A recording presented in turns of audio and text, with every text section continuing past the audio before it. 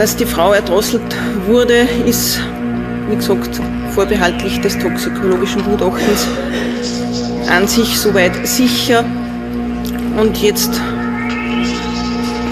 nachdem bei der männlichen Person keine Gewalteinwirkungen festgestellt wurden und er offensichtlich ertrunken ist, ist in erster Linie mal davon auszugehen, dass es sich um einen erweiterten Selbstmord handelt. So wie es derzeit aussieht, dürfte die Frau vorher getötet worden sein und dann sich der Mann selbst das Leben genommen hat. Persönlich glaube ich aber, dass nicht allzu viel Kunst dazugehört. Man braucht eine Form, wo mit Anführungszeichen der Kopf hineinpasst und man gießt das dann mehr oder weniger aus und wartet, bis es trocken ist. Und ich denke, dass dazu keine besonderen Kenntnisse erforderlich sind.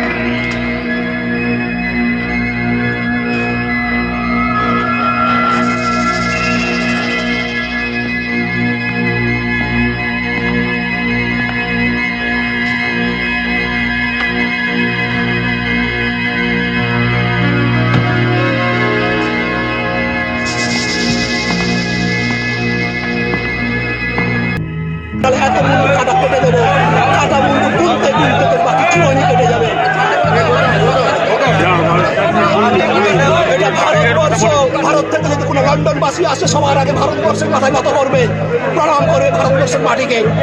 তুই London করবি না, London এখনো পর্যন্ত police এসে পৌঁছবি, কি London করতে হবে? হে বাংলার বিধবা, সাবধান করে দিচ্ছি, তোর পায়ে বল, আমার হাতে কাটা মুন্ড, এত মুন্ডু কাটা কেটে দেবো, কাটা মুন্ডু গুনতে গুনতে তোর পাখির জীবনই কেটে যাবে।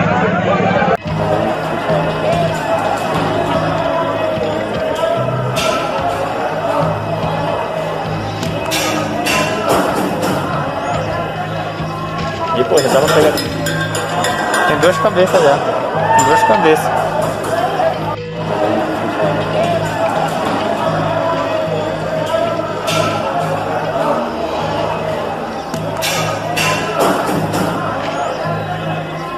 E pô, já dá pra pegar. Tem duas cabeças já. Tem duas cabeças.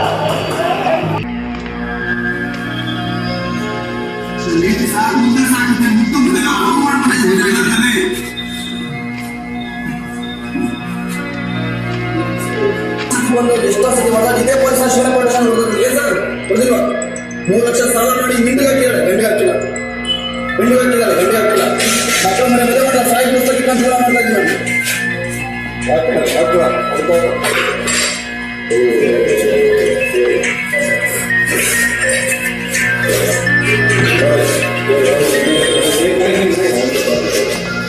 ಬರಲ್ಲ ಇಲ್ಲ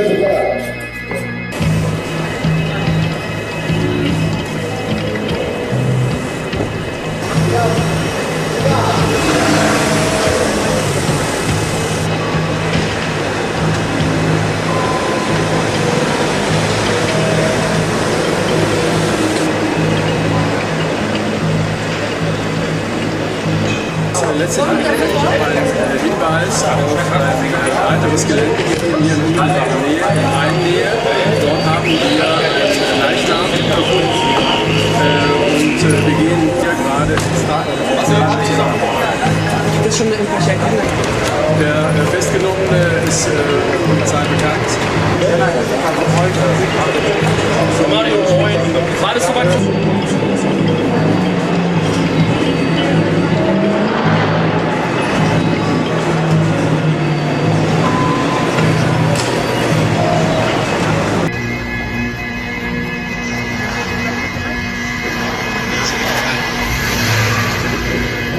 Lleva una cabeza humana este perro.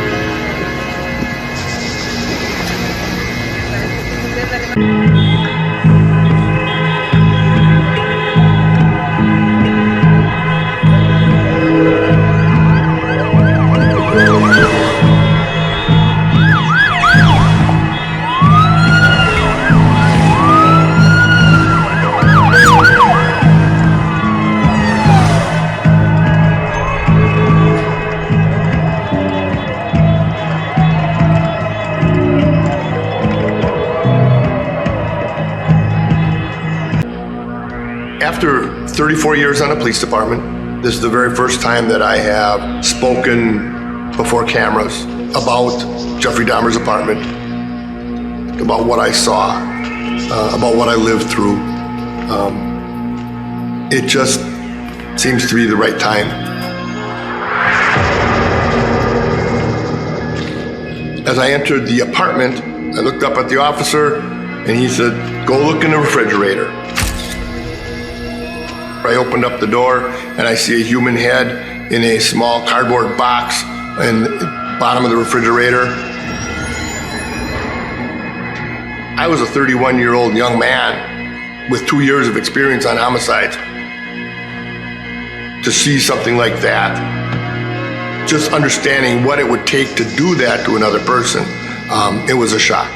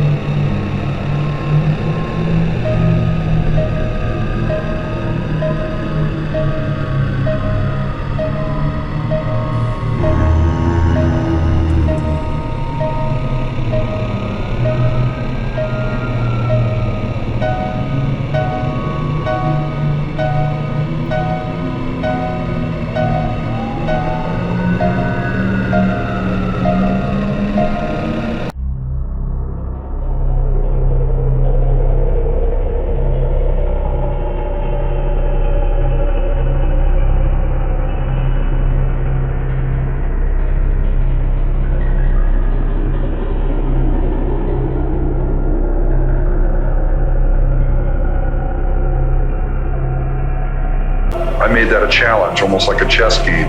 And the more clever they got about checking me out ahead of time, the more clever I got. There were times where he would kill someone, go to a bar, have a drink or two, while the victims' bodies were in the car, and he would come out and he would pop the lid of the car and look at them as his pride and joy.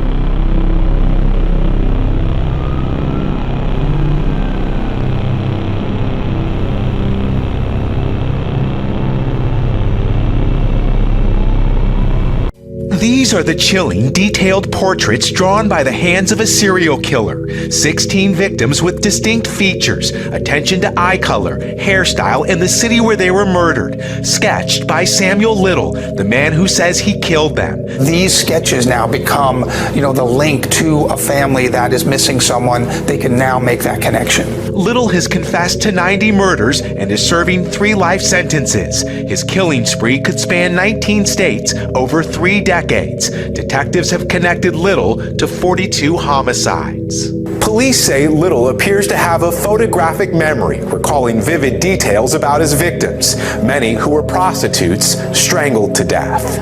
Now 78 years old, Little will die in prison, but before he does, the FBI hopes these haunting images of unidentified victims bring closure to some of their families.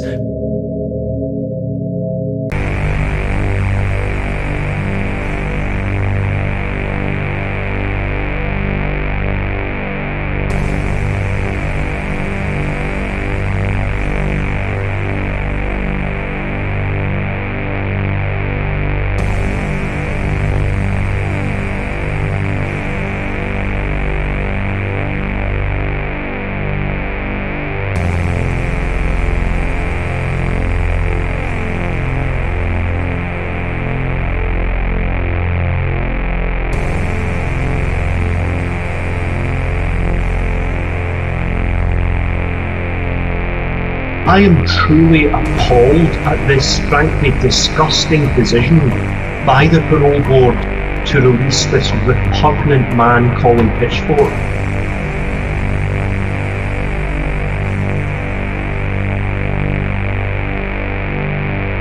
На самом деле бисовским маньяком меня прозвали, это я. Совершил я на самом деле 61 убийство.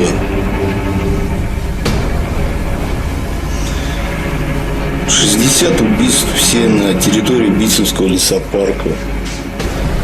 Одно убийство за пределами Битцевского лесопарка в городе.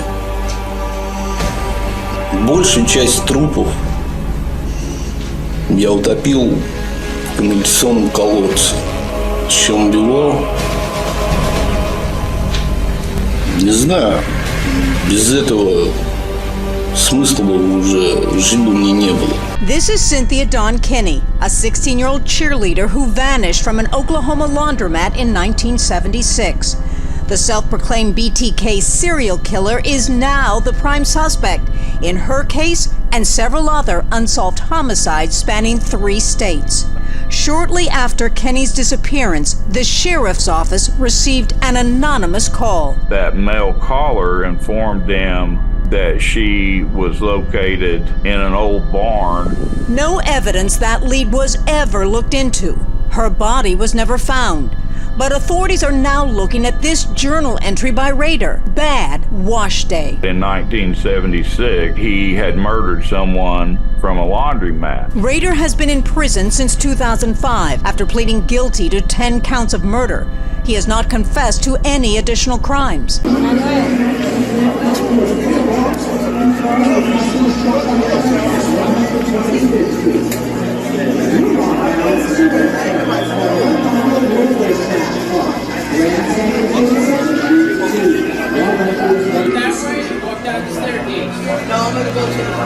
Going uptown?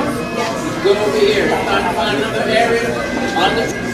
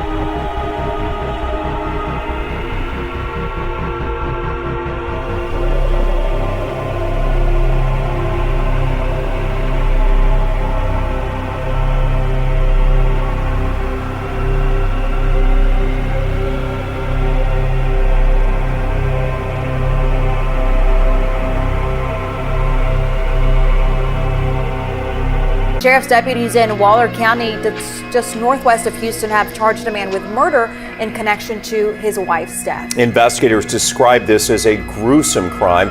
21-year-old Angie Diaz was found decapitated in the couple's home Wednesday morning. Investigators believe her husband, Jared Dykes, killed her with a kitchen knife. He stayed at the scene and was taken in for questioning. He later confessed to killing her. The husband and wife had just been married in October. Бульон варили, мясо вытянулось. Быстрее. Женину мясо. А потом вы что сделали? Я его не ел. Кто ел? Когда его просто стошнило. Вытяня и Юра этот бомж, причем с основной состав.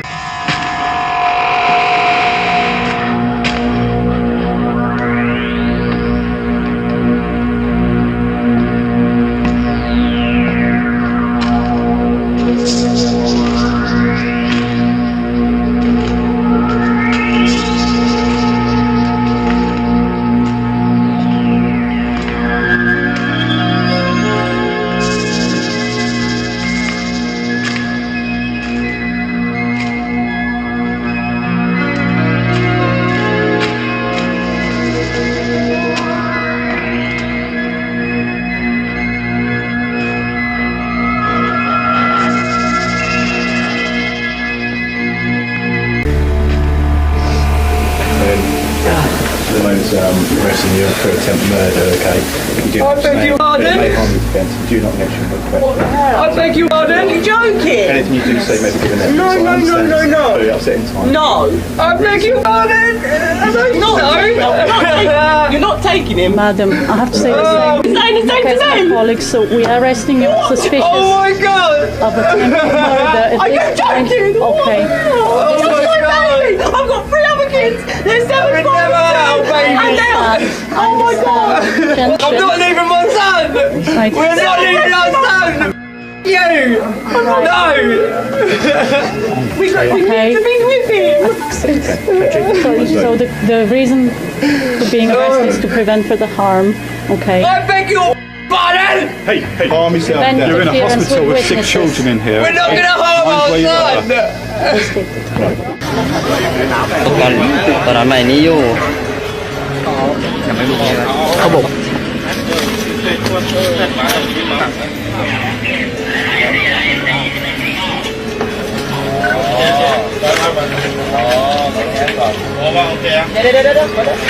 เอาเชือกลากเข้ามาค่อยๆก่อนนะเดี๋ยวขอบ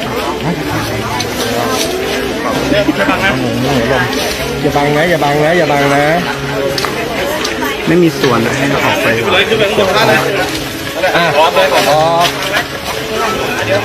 นั่งไปกินที่ไหนไม่เกี่ยวถอยนะครับไม่เกี่ยวขอช่างภาพหน่อยเดี๋ยวให้พลิกดี Did he still have the knife out? Yes, he still had the knife out. And what did you do? Okay, I kind of like laid on my sides for some reason. I guess God told me not to lay flat down or let this person handcuff me, so I didn't. So you were trying to stop that from happening, but you got down on the floor. Right. What did he do? He kind of laid across me, put his head across my chest at that point. And what was he doing with his head? Pardon me? What did it appear to you he was doing with his head? What was he trying to do? Like he was listening to my heart, because at a point he told me he was going to eat my heart at that point. Said he was going to eat your heart? Yes, that's correct. Did he still have the knife? Yeah. Where was the knife pointed? When I was on the floor, he had it pointed at my groin area at that time. One knife? He had several, and then he slipped one. I managed to slide one underneath the bed. And I guess during a point of time through an ordeal, he didn't know where the knife was, so I didn't know if he felt that was a threat or not. So he still had a knife, you're on the floor. How long does he lay on top of you trying to hear your heart as you've described it? Maybe a minute and a half.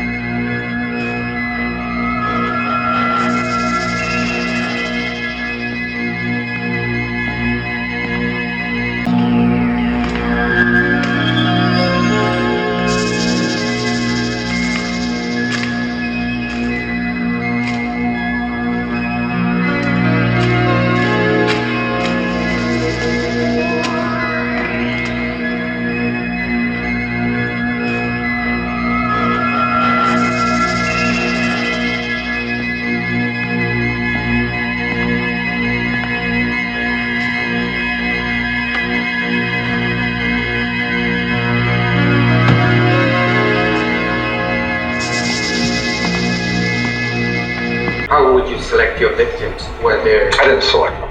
It was random. And it was also the development of the passion. If I was drove, they died. Like the last two victims. I was so pissed I'd have killed anybody that got in the car. But there was times I drove a woman and her son clear up into Oregon, crossed over to the coast highway and drove back down. And like 8:30, 9 o'clock at night, fog, misty highway, and I'm driving along, there's not a car near me. It's totally alien county. This is way up around Eureka or something. And here I've been fighting my inner impulses to not go off on this woman and her 12-year-old son who's hitchhiking clear back to Seattle, right? And I'm struggling with these feelings. I don't want to do it. Man, you ought to do it anyway. You're weak, you're a punk. I don't want to do it. All day long I'm doing this. The suitcase killer, Heather Mack, is reunited with her 6-year-old daughter before they are deported to the U.S. from Indonesia, where she murdered her mother back in 2014. Mack was arrested on federal conspiracy and obstruction of justice charges. The indictment accuses Mack and her boyfriend at the time of conspiring to kill her socialite mother, Sheila Von Wies Mack, in Bali back in 2014. Heather Mack was only 18 years old and just a few weeks pregnant when she stuffed her mother's body into a suitcase. Now, Mack's daughter is currently 6 years old, and her lawyers are filing emergency court orders to make sure that she doesn't end up with CPS. They tell me that you've been attacked tonight? Yeah. Okay, well, we're here to help. We My need... wife and I, Okay. I'm sorry. I should have tried to protect them all, but I panicked after we were attacked. That's all right, Andrew. That's all right. No, it's not. I panicked. I should have stayed. I'm sorry. You okay? How's Kim? Tell me, please. I'm not sure at the moment, Andrew. I can't say. I'm not sure how she is. Please tell me. I came up to help her. I'm not sure, Andrew. So all of your injuries are from a fall, mate? You haven't been struck by anything? You haven't been stabbed or shot at or I was bitten or... I was hit. What were you hit with? I don't know. Something hard in the fist and... Yeah. By a male or by a female or...? Male. Did you know the guy? No, I didn't know.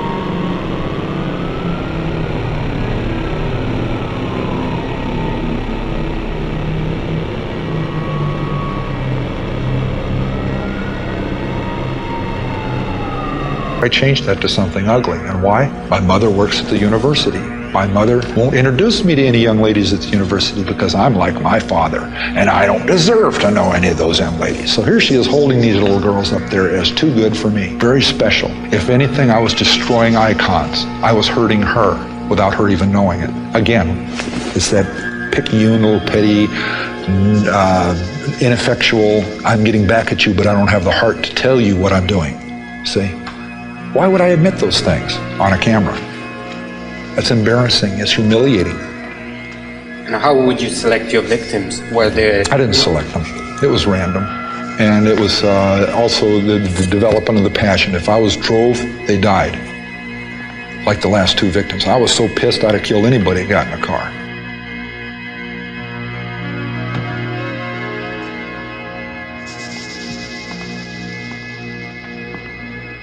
After murdering both of his grandparents in cold blood, Edmund III decided to call his mother and tell her what he had done. Clarnell instructed her young son to call the police and confess to his crimes. He did just that and was soon taken into custody. When the time came for him to be charged, his crimes were deemed incomprehensible for a 15-year-old to commit, and he was diagnosed with paranoid schizophrenia by court psychiatrists.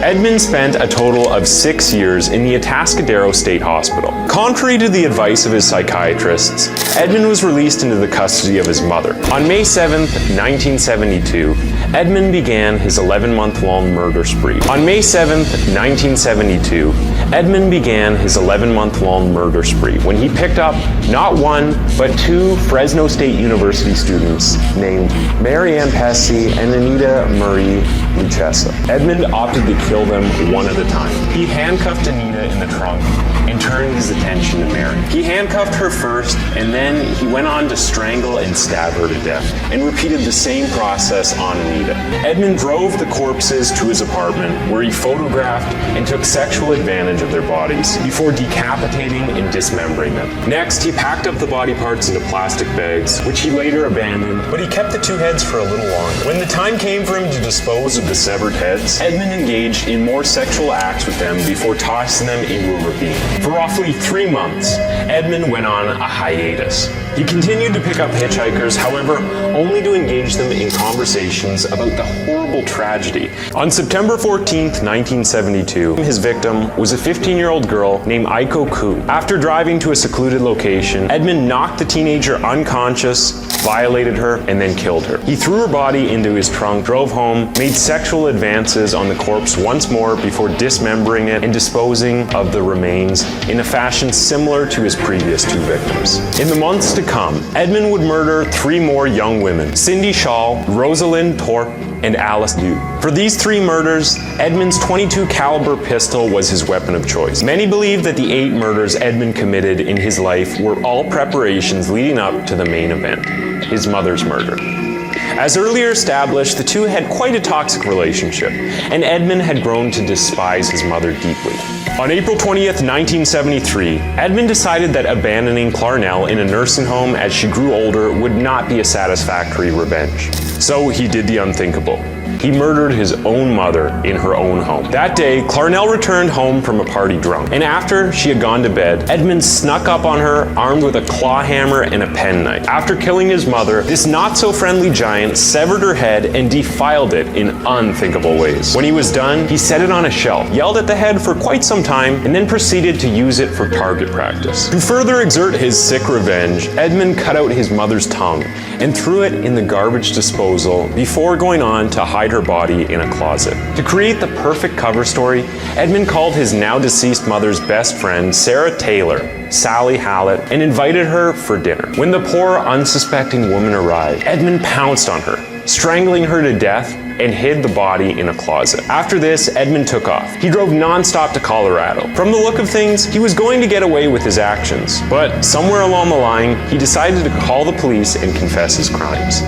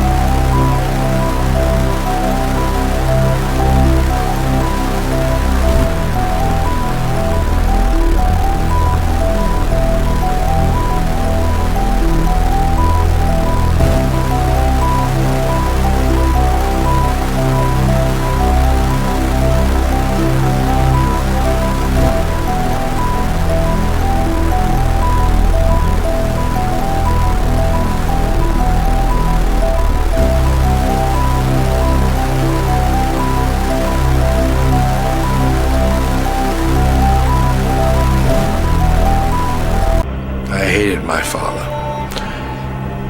If I could have, I probably would have killed him. Probably would have felt good about it too. My father would beat me just if I looked at him. He gave me this impersonal feeling I have to when people die in front of me. especially loudmouth people. Loudmouth people remind me of my father. Once a loudmouth person starts with me, I love it. That's the only excuse I need. I come out of this bar and I see him sleeping in his car. I said, I got you, little sucker, now I got you. I'm gonna light your fire. And I did. I got myself a bottle, some gasoline, and I threw it in the car with him.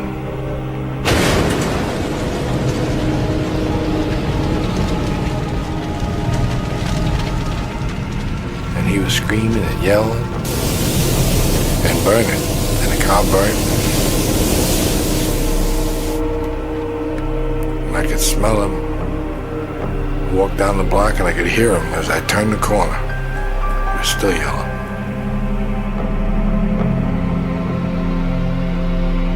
This was a personal thing, yes. See, this was a guy I disliked. What did he do to you? He made me mad. To prove himself, he auditioned for Mafia capo Roy DeMeo. He said, well, I would expect you to, if you came with me, I'd expect you to, if I told you to whack somebody, you'd whack them without any question. So I said, well, I could probably do that. So he told Freddie to get the car, got the car. He and I got in the back seat. Freddie was driving. We drove someplace, I don't know where it was someplace in New York. And we were sitting there for a while. We got to where we were going. We were sitting there for a while, and a man came in the distance. He was walking his dog, it looked like. So he said, all right, take this guy down. So I got out of the car and I started walking towards the man. The man was walking his dog just like a regular guy. As he passed me, I turned around and shot him.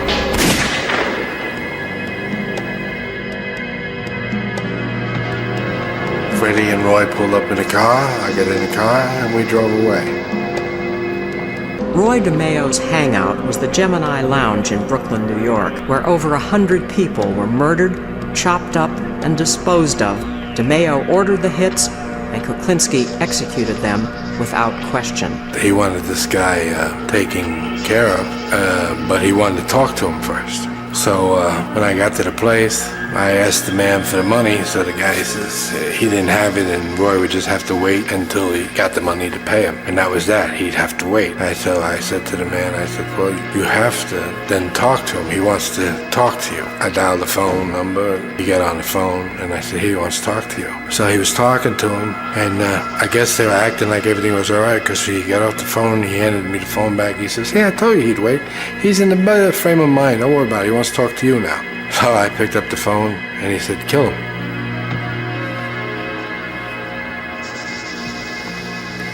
So I shot him. His name was Peter Calabro. The family ordered a hit, and Kuklinski was given the contract. On March 14, 1980, Kuklinski drove for hours on a snow-covered road in Saddle River, New Jersey. I get a call that they're on their way, but now they're coming. And I was in a van. So what I figured is, the last moment I decided, well, I'm gonna double park. This will give me the edge because this will make him have only one way to come by. And I go to the back, and I go out the back door. I take the shotgun with me, of course. So I kneel down, and I look under the van so I can see where he's approximately at. And so I watch him come up to where he's almost in the front of the van, and I stood up. And as he's going by the van, I fired. I never knew the man, what he looked like or what his job was. Then I found out the next day that he was police.